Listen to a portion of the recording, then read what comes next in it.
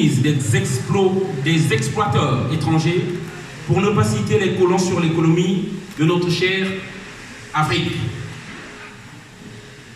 Le fait d'être régulièrement sur le terrain nous a conduit à poser le diagnostic territorial suivant. Une organisation solide et structurale de certaines communautés étrangères en France.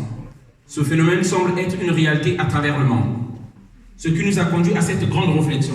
Pourquoi nous, peuple africain issus de la diaspora, ne ferons-nous pas autant? C'est-à-dire être solidaires autour d'une chaîne d'organisation innovante et constructive. Et un esprit d'entraide, donnant ainsi la possibilité et l'envie aux personnes désireux de créer et profiter des bénéfices de ce dispositif et à se lancer sereinement.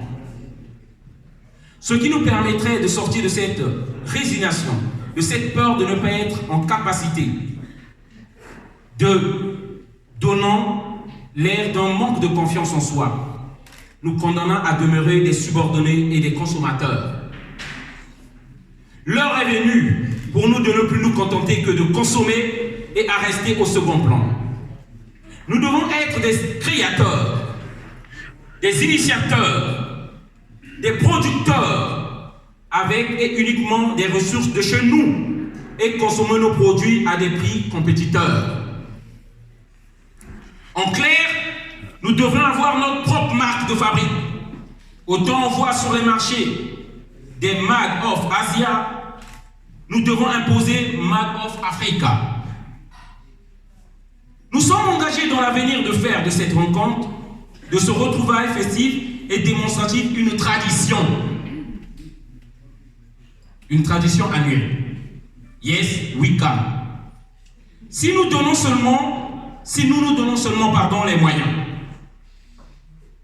Le président Emmanuel Macron, dans son discours de Ouagadougou, affirmait son intention de s'appuyer sur les entrepreneurs de la diaspora pour réinventer les relations de la France avec les pays africains.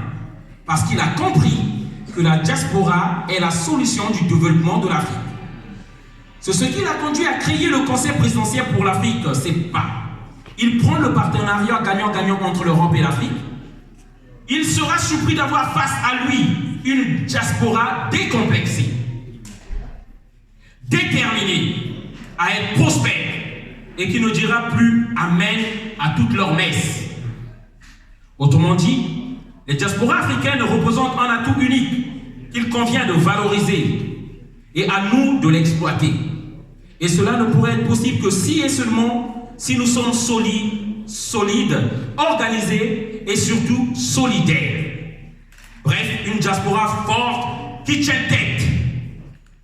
Vous êtes de la diaspora africaine, entrepreneurs en France ou ailleurs, nous vous invitons vivement à rejoindre le réseau panafricain entrepreneurial afin de bénéficier, le réseau panafricain entrepreneurial afin de bénéficier et faire bénéficier des compétences, expériences et contacts du groupe.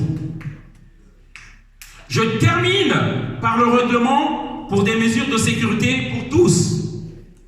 Chers frères et sœurs, pour le bon déroulement de la soirée, nous sommes certes des adultes respectueux et responsables, ce qui n'empêche pas de rappeler certaines règles.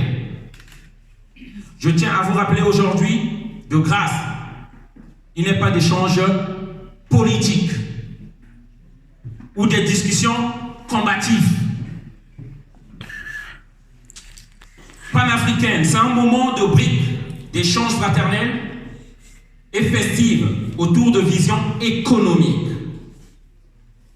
Une autre manière de mener notre combat intelligemment. Pas de règlement de compte, s'il vous plaît. Pour toute atteinte à votre personne, de tout ordre, je vous invite à interpeller le groupe de la sécurité. Nous devons nous écouter, évitons d'élever la voix. Merci pour votre attention. Je vous souhaite de passer une très bonne soirée. Merci.